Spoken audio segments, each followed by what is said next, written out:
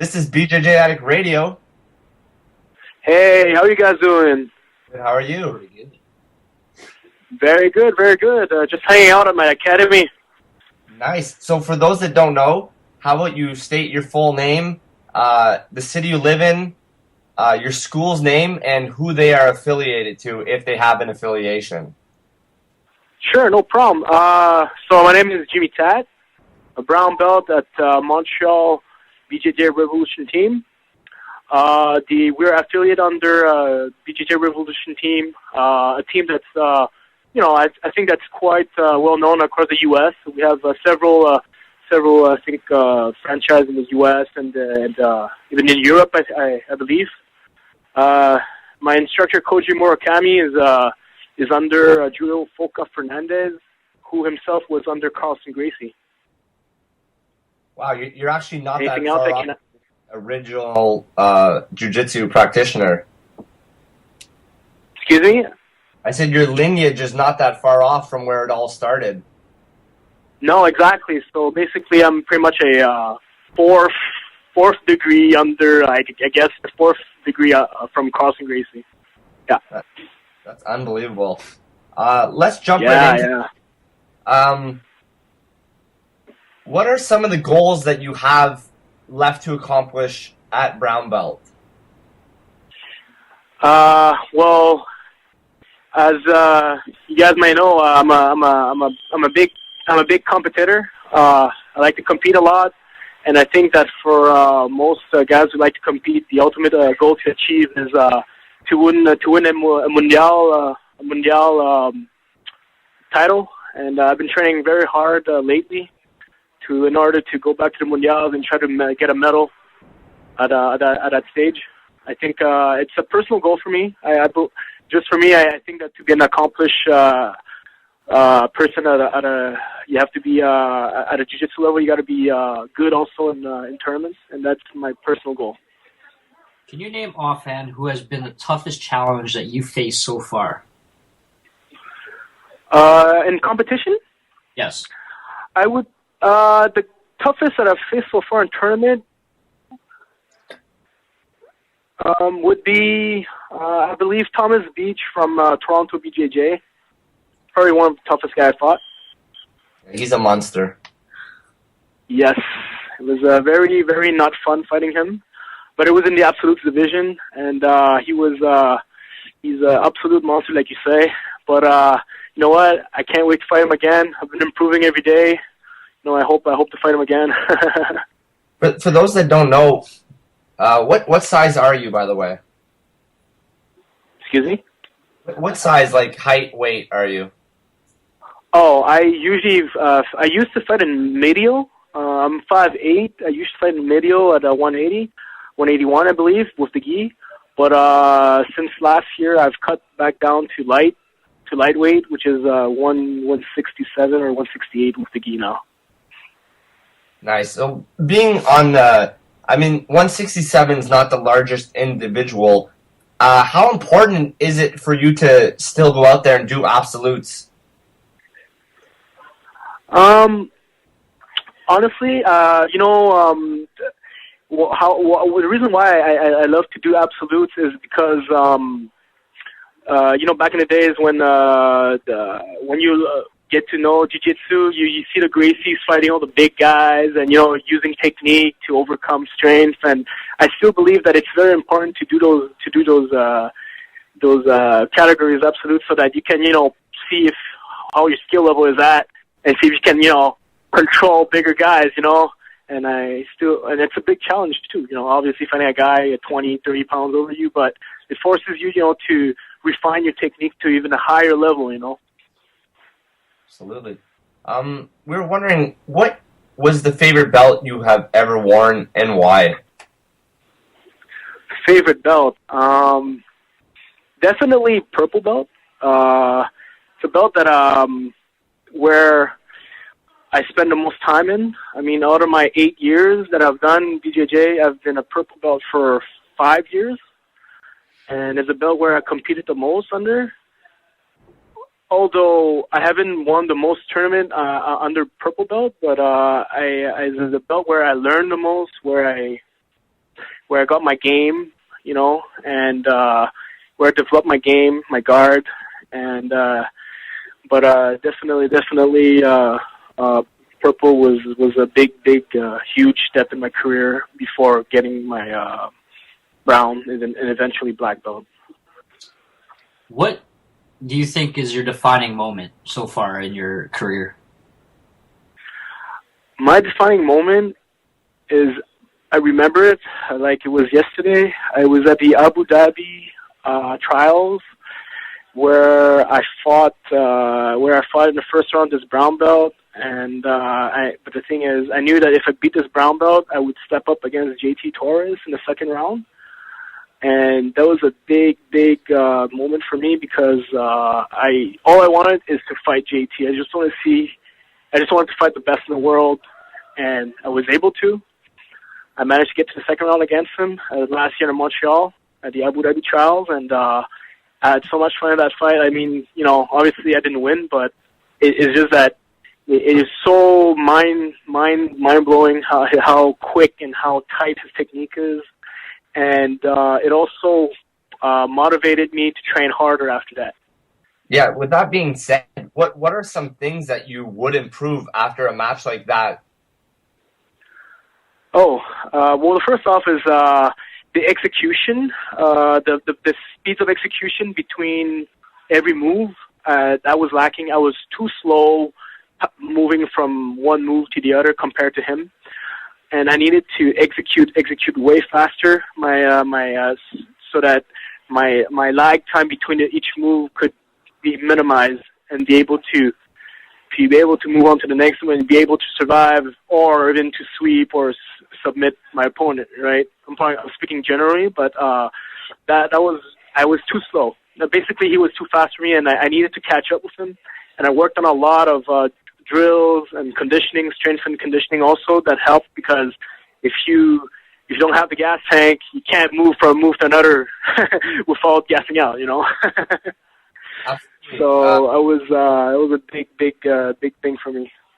Nice. Sorry, I'm glad you put that in because that was going to be my next question. So drilling and then strength and conditioning is the key if you're a slow competitor. This is one way to speed it up. Exactly.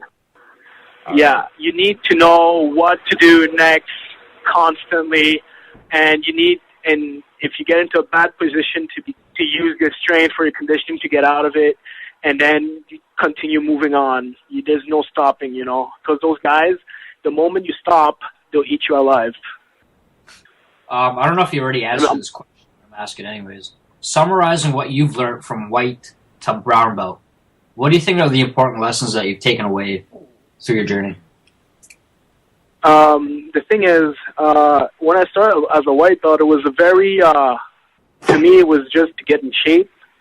And as I advance in belts, what I realized is there's an evolution as how not only in my technique or in my jiu-jitsu, but there's also my lifestyle. There's an evolution to it too. I mean, then it's about taking care of my own body, eating healthy. It's about helping others, try to improve the others, and then eventually I realized that it wasn't just about, teaching or helping others or just about yourself. But it's about the growth of the sport.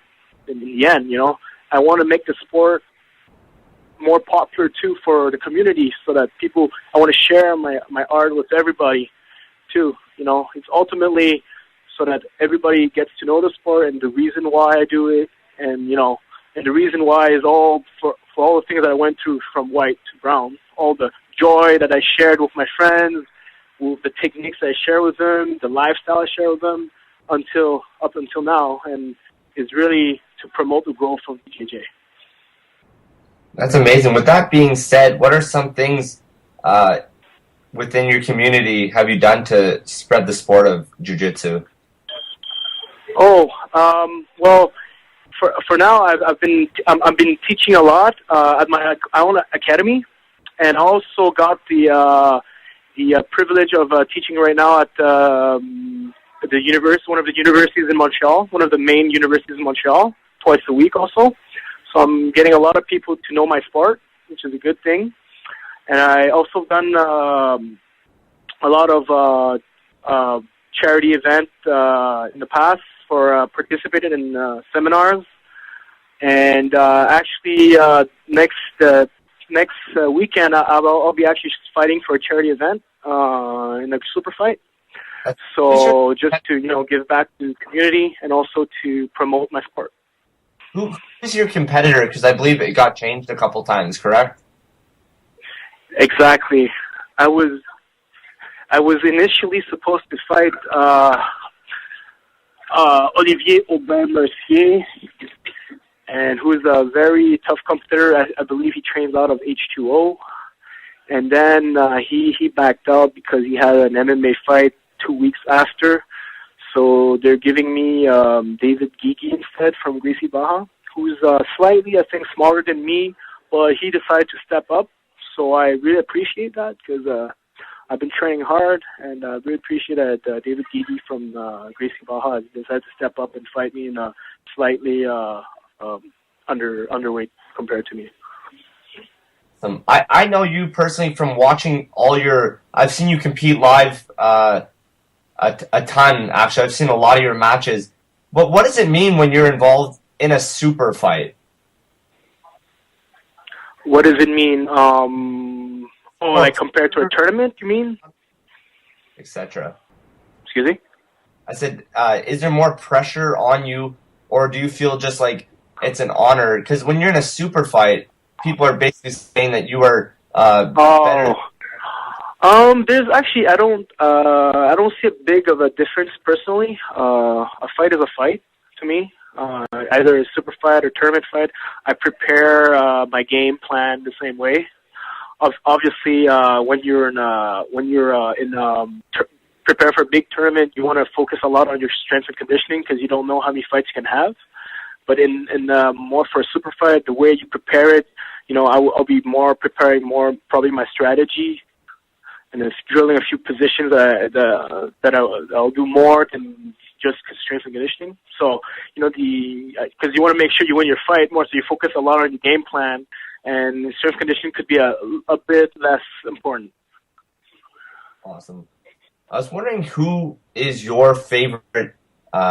It could be one or two or three or whatever, but who's your absolute top guys that you love watching compete, and sometimes you like to pick little things and try to emulate it or add it into your game already? Honestly, I'm a big fan of the Alliance guys.